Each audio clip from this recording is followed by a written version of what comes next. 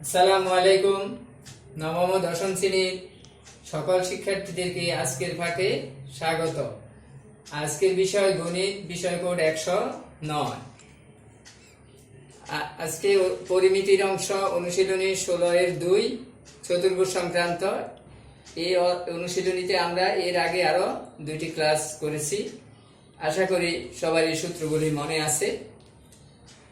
তো আজকে আমরা দেখি একটা সমস্যা, প্রশ্ন 8 নাম্বার প্রশ্ন তোমাদের বইয়ে। প্রশ্নটা দেখো, একটি সামান্তরিক ক্ষেত্রের ক্ষেত্রফল একটি বর্গক্ষেত্রের সমান, মানে বর্গক্ষেত্রের ক্ষেত্রফলের সমান। সামান্তরিকের ভূমি 125 মিটার এবং উচ্চতা 5 মিটার হলে বর্গক্ষেত্রের কর্ণের দৈর্ঘ্য নির্ণয় করো। দেখো, এখানে একটা সামান্তরিক, একটা বর্গক্ষেত্র। প্রশ্নে বলা আছে এই সামান্তরিকের ক্ষেত্রফল এই বর্গক্ষেত্রের ক্ষেত্রফলের সমান, এবং প্রশ্নে আরো বলা আছে এই সামান্তরিকের ভূমি 125 মিটার এবং উচ্চতা 5 মিটার। তাহলে এই বর্গক্ষেত্রের কর্ণের দৈর্ঘ্য বের করতে হবে। তো বর্গের বাহুর দৈর্ঘ্য যদি a হয়, কর্ণের দৈর্ঘ্যের সূত্র হচ্ছে a√2। তাহলে আমাদের আগে এর মান বের করতে হবে। তো আমাদের জানা আছে সামান্তরিকের ভূমি এবং উচ্চতা, জানা থেকেই আমরা অজানার দিকে যাব। এটা অজানা, বর্গক্ষেত্র সম্পর্কিত বিষয়গুলি অজানা, সামান্তরিকের মানগুলি আমাদের, সামান্তরিকের বিষয়বস্তু সম্পর্কে আমাদের মান দেওয়া আছে, এটা হলো জানা। তাহলে জানার থেকে অজানার দিকে আমরা যাব। আমাদের সামান্তরিকের ভূমি দেওয়া আছে, উচ্চতা দেওয়া আছে, তাহলে সামান্তরিকের ক্ষেত্রফল আমরা সহজেই বের করতে পারি সূত্রের মাধ্যমে। সমাধান। তাহলে আমাদের কি কি দেওয়া আছে? সামান্তরিক ক্ষেত্রের ভূমি,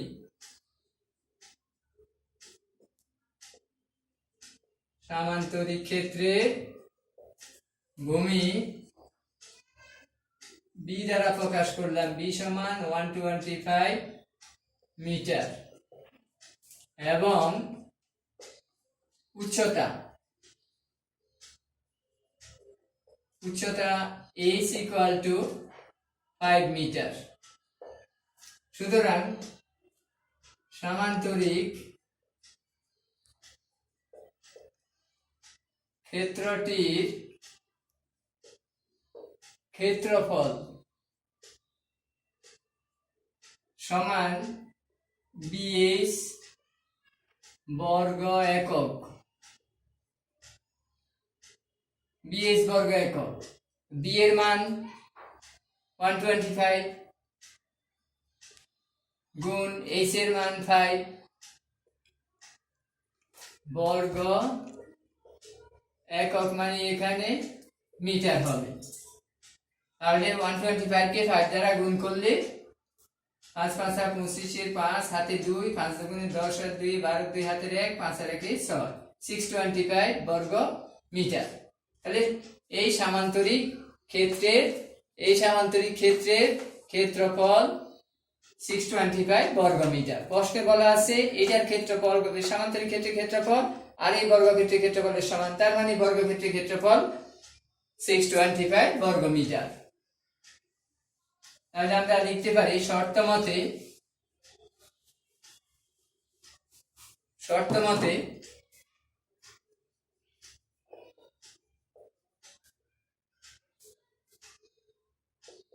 বর্গ ক্ষেত্রটির ক্ষেত্রফল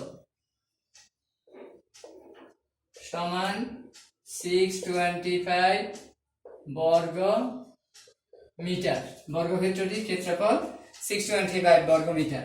তো বর্গের ক্ষেত্রফল যেহেতু আমাদের জানা আছে, তাহলে বর্গের ক্ষেত্রফলকে বর্গমূল করলে বাহুর দৈর্ঘ্য পাওয়া যাবে। আবার উল্টা, বাহুর দৈর্ঘ্য জানা থাকলে ক্ষেত্রফল বর্গ করে পাওয়া যায়।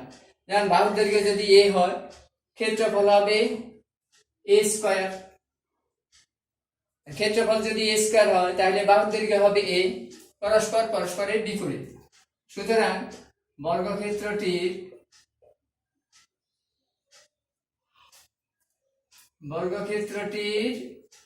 বাহুর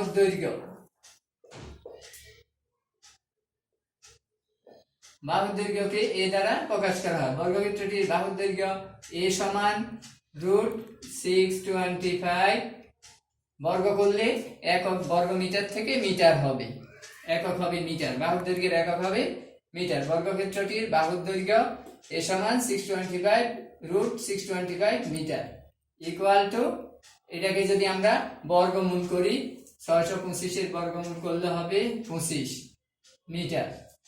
তাহলে বর্গের আমরা বাহুর দৈর্ঘ্য পেলাম।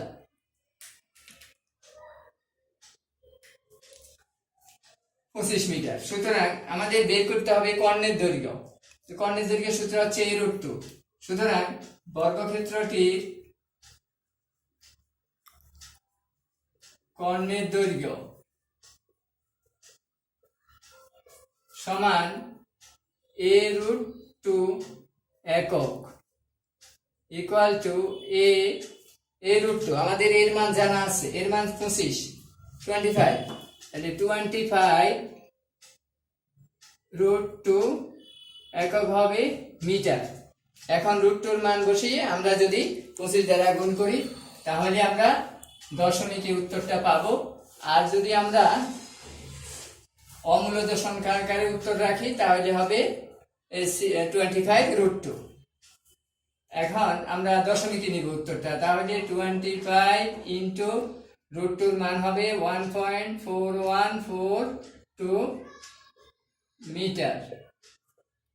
এখন 25 দ্বারা 1.4142 দ্বারা 42 কে গুণ করব, 25 ইন্টু 1.4142 ইকুয়াল টু হবে 35.35 প্রায় আসন্ন মান, তাহলে এত মিটার প্রায়।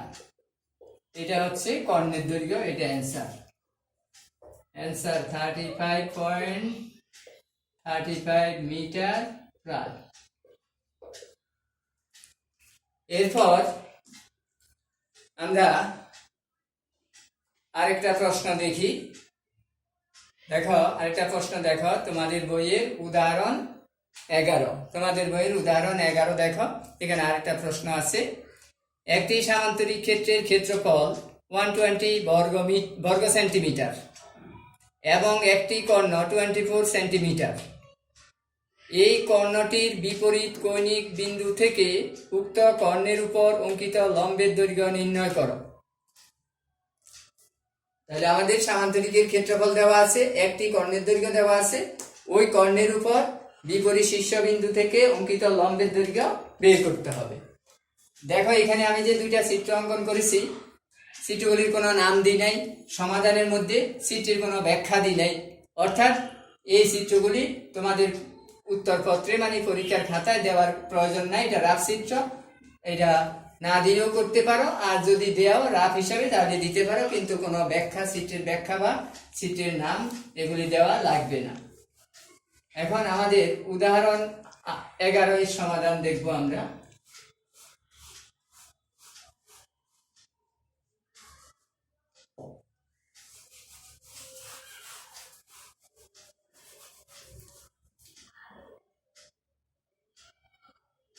দেখো এটা একটা সামান্তরিক, এই সামান্তরিকের ক্ষেত্রফল দেওয়া আছে 120 বর্গ সেন্টিমিটার।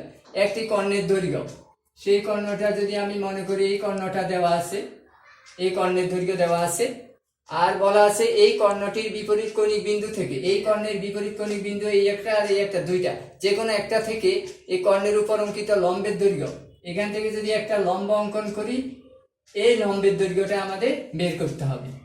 তো আমরা জানি সামান্তরিকের কর্ণের দৈর্ঘ্য যদি d হয়, সামান্তরিকের কর্ণের দৈর্ঘ্য যদি d একক হয় এবং অঙ্কিত লম্বের দৈর্ঘ্যটা যদি h হয়, তাহলে ক্ষেত্রফল হবে dh বর্গ একক। তাহলে এটা দিয়ে আমরা ক্ষেত্রফল বের করব। তাহলে আমরা প্রথমে ধরে নিব যে কর্ণটির উপর কৌণিক বিন্দু থেকে উক্ত কর্ণের উপর অঙ্কিত লম্বের দৈর্ঘ্য h, আর আমাদের দেওয়া আছে একটি কর্ণ d ইকুয়াল টু 24। ধরি নির্ণেয় লম্ব h সেন্টিমিটার। আর দেওয়া আছে কর্ণ